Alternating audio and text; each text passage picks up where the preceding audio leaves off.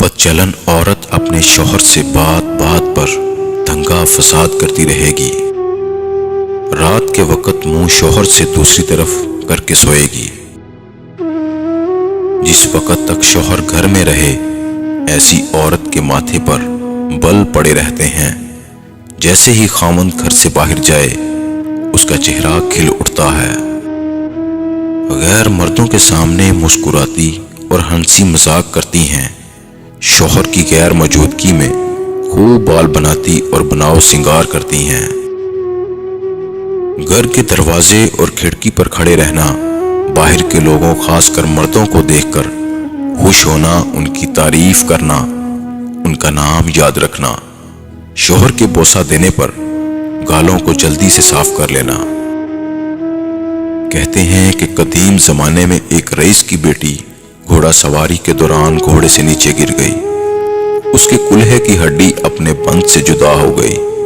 لڑکی کے باپ نے بہت سے حکیموں سے علاج کروانے کی کوشش کی کہ ہڈی واپس اپنی جگہ پر بٹھائیں، مگر مصیبت یہ تھی کہ لڑکی کسی حکیم کو اپنا جسم چھونے کی اجازت نہیں دیتی تھی۔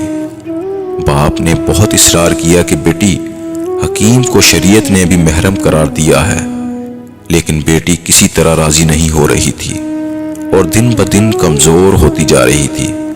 آخر لوگوں نے مشورہ دیا کہ شہر سے باہر ایک بہت حاذق حکیم رہتے ہیں، ان سے مشورہ کر لیں۔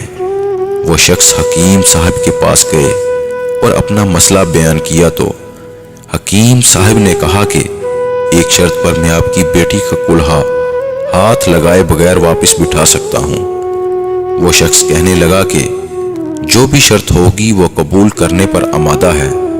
حکیم نے کہا کہ شرط یہ ہے کہ ایک بہت موٹی تازی گائے میرے لیے لا دو تو میں علاج کر دوں گا آپ کی بیٹی کا۔ وہ شخص بہت باری قیمت پر شہر کی سب سے صحت مند گائے خرید کر حکیم صاحب کے گھر لے گئے۔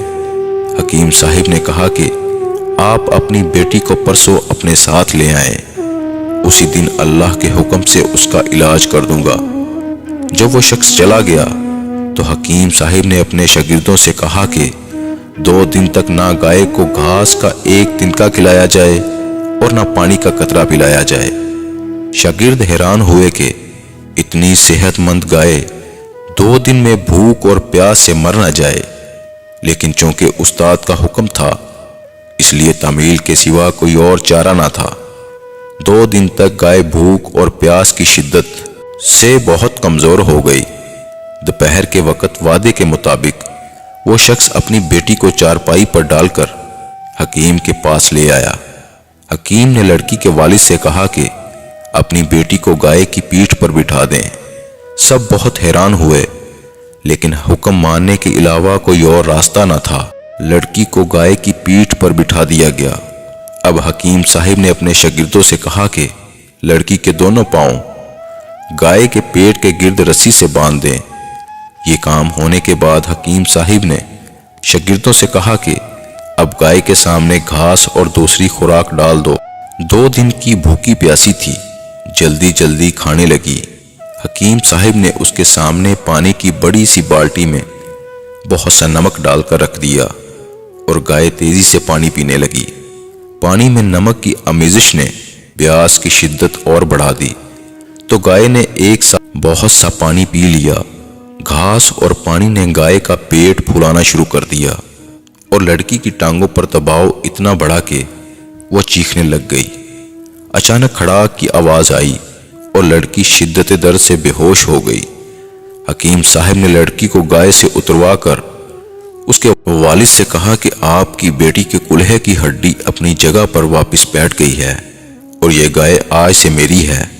یہ کوئی اور نہیں، حکیم بو علی سینا تھے، جن کا نام بعد میں 4 دانگ عالم میں مشہور ہو گیا تھا۔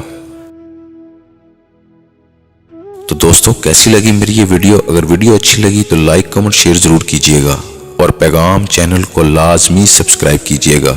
تو ملتے ہیں انشاءاللہ ایک نئی ویڈیو کے ساتھ، تب تک کے لیے اللہ حافظ۔